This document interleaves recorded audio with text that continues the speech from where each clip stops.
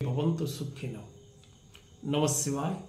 दर्शक बंधु धर्मज्ञान TV YouTube channel परिवार को आपण मान को स्वागत।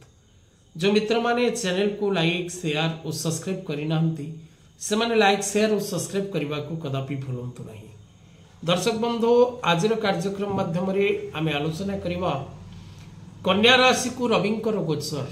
रवि राशि परिवर्तन निजर स्व राशि सिंह राशि कन्या राशि को गोचर करिवे कर्मकारक ग्रह आत्माकारक ग्रह एवं ग्रहमान मध्य राजा ग्रह रवि। रविंकर कन्या राशि को गोचर कन्या राशि अधिपति बुध रवि ग्रहंकर बुध मध्य पाख ग्रह एवं मित्र ग्रह। कारण रवि बुध एकत्र रहिले जन्म जातक ज्ञानर जोग निर्माण हुए कर्मर जोग निर्माण हुए बुधादित्य नामक सुजोगर निर्माण होता है। तब दर्शक बंधु कन्या राशि को रविंकर गोचर एवं गोचर समय 1 मास 30 दिन समय ये 30 दिन समय 17 सेप्टेम्बर 2025 बुधवार ठारू आरंभ एवं 17 सेप्टेम्बर 2025 ठारू 5 राशि व्यक्ति जीवन में बदल भाग्य एवं भविष्य धारा। विशेषकर प्रत्येक दिगरु ये 5 राशि व्यक्ति पूर्ण शुभफल प्राप्ति करिवार सक्षम लाभ करिवे। भाग्य से साथ दब कर्म क्षेत्र अर्थ क्षेत्र पारिवारिक क्षेत्र वैवाहिक दाम्पत्य जीवन व्यापार क्षेत्र दूरयात्रा एवं मित्रता कोर्ट कचेरी माली मकदमा आदि समस्त कार्य आपण सफल हेबे। एवं 7 राशि पई रहिछि विपदपूर्ण समय विवादपूर्ण समय कष्टप्रद समय। ये 7 राशि व्यक्ति सावधान रहिबार आवश्यकता रही। दर्शक बंधु बुद्धि विचारी कार्य न कले विपद रे पड़िबा निश्चित अटे। तेणु सदा सर्वदा प्रत्येक कार्य बुद्धि विचारी करने को चेष्टा करंतु, अन्यथा आपण विपद भोगिबे कष्ट भोगिबे नाना आदि प्रकार पीड़ा भोग करिवे। तब दर्शक बंधु 12 राशि रु 5 राशि शुभफल लाभ करिवे 7 राशि व्यक्ति कष्ट भोग करिवे। कौन रहिबो देश विदेश पई रवि कर एही गोचर एवं विशेषकर ओडिशा प्रदेश बा ओडिशा राज्य पई कौन रहिबो रवि गोचर फलाफल। रविंक मासिक गोचर एवं मासक पर्यंत रवि कन्या राशि विद्यमान हेबे। तेणु 1 मास समय 12 राशि देश राज्य एवं विश्व पई किपर रहिबो। दर्शक बंधु कन्या राशि को 1 मास गोचर करिवे ग्रहराज रवि। यही 1 मास समय आपणक राशि आपणक नक्षत्र पाई कौन रहिबो। तब दर्शक बंधु केउ राशि पाई किभली रहिबो समय कौन रहिछि आपणक राशि पाई मासिक राशि फल एवं कौन रहिछि आपणक पाई भविष्य फल। ए कन्या संक्रांतिर नाम होछि मंदाकिनी। ए मासरे जात व्यक्ति स्वाभिमानी होती देशप्रेमी होती पंडित तथा बुद्धिमान ज्ञानी गुणी एवं सम्मानास्पद व्यक्ति भाव निजको परिचित करती। ए मासरे जो व्यक्ति जन्म ग्रहण करती ए मासरे जदि कन्या प्रथम रजवती हुए तबे स्वामी पाई एवं संतान पाई चिंतार कारण ही थाए।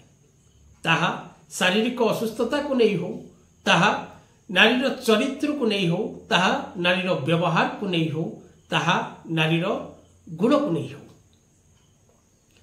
विशेषकर चलित कन्या संक्रांति अग्निमंडल रे अवस्थान करिसंती एवं ए मासरे हीन जल वृष्टिर जोग रही। ए मासरे 18 रु 23 26 रु 29 सेप्टेम्बर मासरे एवं 3 रु 8 अक्टोबर एवं 13 रु 16 अक्टोबर मध्य लघुचाप एवं वर्षा बात्या भूमिकंप देखा दबार सूचना ग्रहमानकर स्थिति निर्देश दउछि। ग्रहमानकर उपस्थिति ग्रहमानकर स्थिति ए प्रकार परिस्थिति सृष्टि होबो बोली सूचना प्रदान करुछि।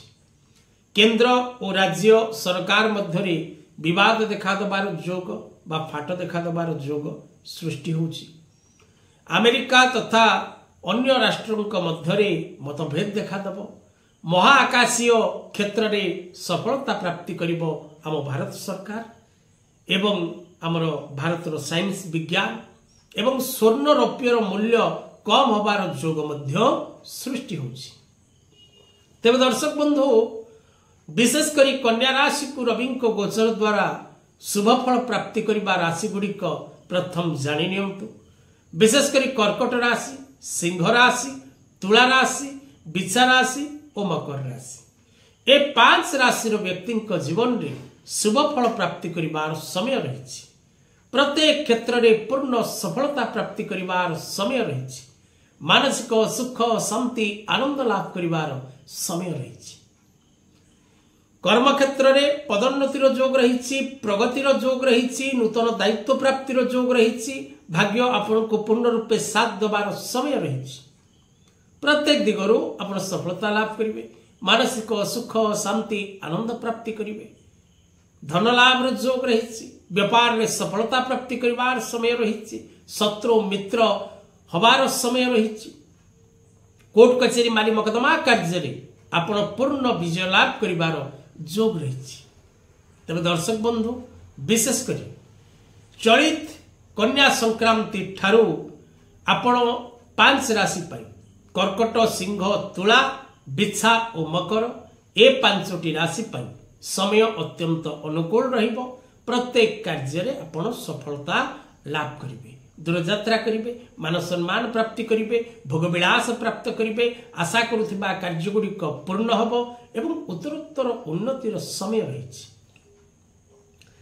अशुभ फल प्राप्ति करिबा राशि गुड़िक मेष राशि, वृष राशि, मिथुन राशि, कन्या राशि, धनु राशि, कुंभ राशि और मीन राशि ए 7टी राशि व्यक्ति विशेषकर आपण सावधान रहिबा, सतर्क रहिबार आवश्यकता अछि। अन्यथा आपण कष्ट भोगिबे, पीड़ा भोगिबे, नाना आदि प्रकार जंत्रणा आपण भोग करिवे। तेणु सतर्क रुहंतु, सावधान रुहंतु, भावी चिंती आगक बढ़ंतु, अन्यथा आपण कष्ट भोग करिवे, यह सत्य।